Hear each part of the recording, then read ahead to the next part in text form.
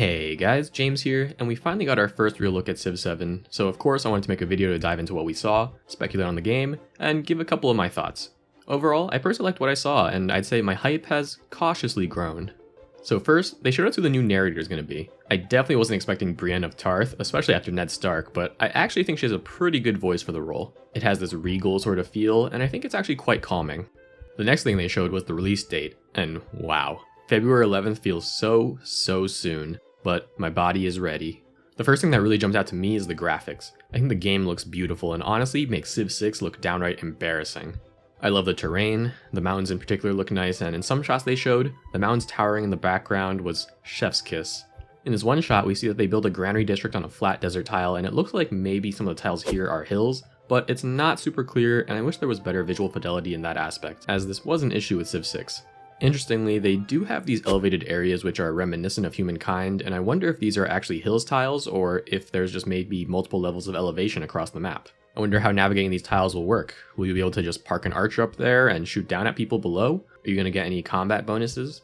The urban sprawl looks great, and in some screens you can see multiple tile walls which look pretty sick. The animations look great too. I particularly like this one shot with the boats traveling, and I really like the new fog of war animation. They're emphasizing how they're taking cultural looks seriously, and hopefully that means even if units are of the same type, that they'll have different looks when played by different civs. Each civ appears to have a pretty distinct aesthetic to its buildings as well.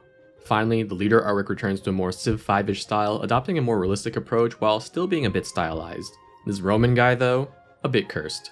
Okay, let's dive into the gameplay stuff now. So let's talk about their biggest change to the game, and that's the evolving civilization mechanic. At each age, you choose a new civ to take on your legacy. Obviously, with games like Humankind already out, this isn't some new idea. However, here they stated that the civs you can evolve into are based on the original civ or leader you chose, and gameplay decisions as well. Here in this screen, I have to guess that we're seeing the different options you can choose to play as in the next age. I think down here it gives a different prerequisites to play as the Songhai, for example. In a later screen, we saw a flowchart of sorts of the different civs you can play through in the ages, and in this example, we see that having 3 horse resources unlocks Mongolia, which is maybe an example of unlocking options based on gameplay decisions they mentioned before.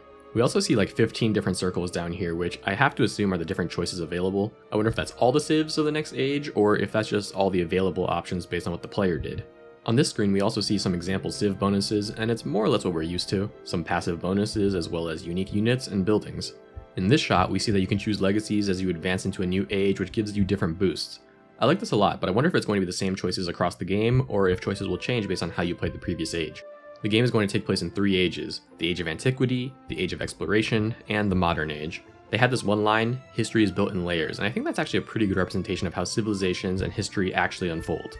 I personally like the idea of civs evolving through the ages, but an issue I did find with, say, Humankind was feeling disconnected from the other nations because they were constantly changing names and whatnot.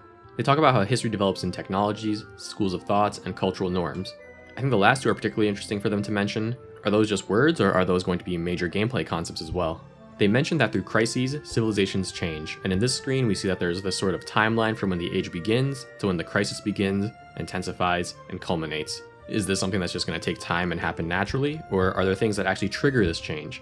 Do all civs evolve at the same rate? Are crises things that actually occur and make your life difficult, or is it just something to represent the change in age? Here you can adopt policies for your government, and there seems to be a box here specifically for crisis policies. Also interesting to note here, all the example policies we see here have both a benefit and a drawback, so definitely a bit of a change from how government policies worked before. I personally like it though. They also mentioned that each age is its own sandbox with different content available and even gameplay systems. They talked about how you can play through each age individually, which I think is nice, and I have to imagine the gameplay and end goals will change if you only play through a specific age. Another big change to go along with the new ages is the change to leaders. Leaders are now selected independently from civs. Here we learn that you can also upgrade your leader attributes through the ages, so again, it feels like there's a lot more opportunities to carve out a unique gameplay experience in each run. They also mentioned that the leader attributes are obtained through narrative events, so it does look like there's going to be an event system, and I personally just like having player choice. They also said that leaders will stay the same through the ages to give you a better sense of who you're playing against, which I think is a good idea, but I guess it does sort of change the dynamic of Civ. Now instead of facing certain civs through time, you'll be facing different leaders, and I think it'll be really important for them to make these leaders feel unique and recognizable. They noted that they'll even expand the types of leaders, of course featuring traditional heads of state, but expanding into philosophical, religious, and scientific leaders. In the preview, we also saw that of course districts are back. They built a granary here, which is a new one, so that's cool to see. In this city shot, we can see a lot. Of course, we see the classic corn and hammers, but here we also see some smiley faces, so it appears that happiness is back, although it might be a localized happiness to this city. We also see that you can select tiles to expand your city to, and it seems that maybe every tile has potential improvements you can add on to your city, rather than just having some plain tiles. Does this also mean that workers are no longer a thing? Also of note, it looked like after they built the plantation on the dates that the city territory expanded. I'm not sure if this was a direct result or if it was just something that occurred over time, but potentially an interesting change. Then of course we see that you're able to use scouts to traverse through navigable rivers, which was a big request I've seen in a lot of comments, so I'm happy for everyone who was asking for this one. Rivers appear to be in tiles now rather than in between, so it will be interesting to see whether all units can do this and how combat across rivers is going to work. They also mentioned being discovered by an independent power, which I assume to be what they're calling city-states now. Here you can initiate projects to interact with them, so this seems like a pretty big departure from how they were handled in Civ 6, and maybe a bit reminiscent of how the Barbarian Tribes mode worked. After that, they showed some of the potential interactions with other civs, and this screen is pretty interesting. Here we see that there's different treaties available, and one that they highlight here is the Improved Trade Relations option.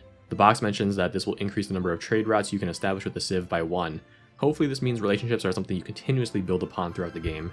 Below, there's also this espionage screen where you can perform military infiltration. I'm not really sure what that does, but it's cool to see that espionage is taking on a different form here. We see here and later on that diplomatic actions take this circle resource. I wonder if this is like a diplomacy or influence resource of some kind, and definitely different from before. And they also showed us that you can make more varied choices when it comes to interacting with civs, which I think is a good change versus how interactions happen now, which feel a little more binary. They then mention war and how armies are led by formidable commanders, so it seems great generals won't really be a thing anymore. I can't quite tell from this shot here, but it looks like commanders are a separate tile from other units. They then showed us how the battle lines interact, and later they mentioned that units would be constantly engaging, which I assume is just some animation flavor that happens when hostile units are adjacent to each other. I think this looks pretty cool, but I do wonder if maybe it'll be annoying to be constantly hearing the clashing. It also seems like units will still take up one tile each, so I wouldn't really expect too much of a change in terms of combat. Then here, we see that when they capture the city, it says district captured, and while I assume that here it refers to the city center, I wonder if maybe you can capture individual districts and tiles. One other small thing I noticed in this shot, this looks like maybe a dust storm, so maybe weather mechanics are returning.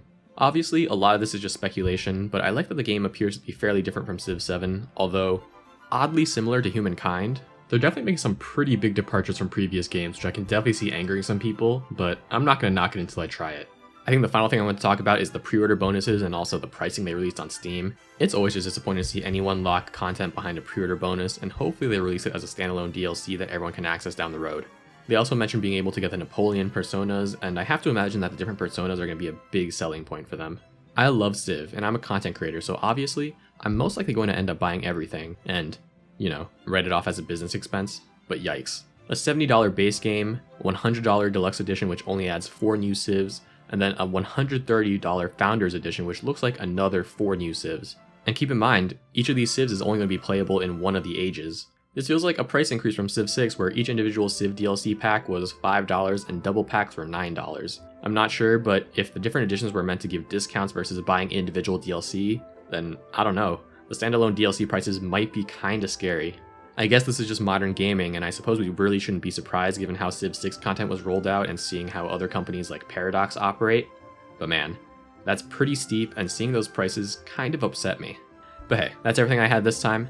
Let me know down in the comments what are your thoughts on what we saw. Are you excited, or are you maybe more cautious? Was there anything else interesting you noticed? As usual, if you enjoyed the video, please consider clicking some of those buttons, and of course, I hope you have a great rest of your day. Peace.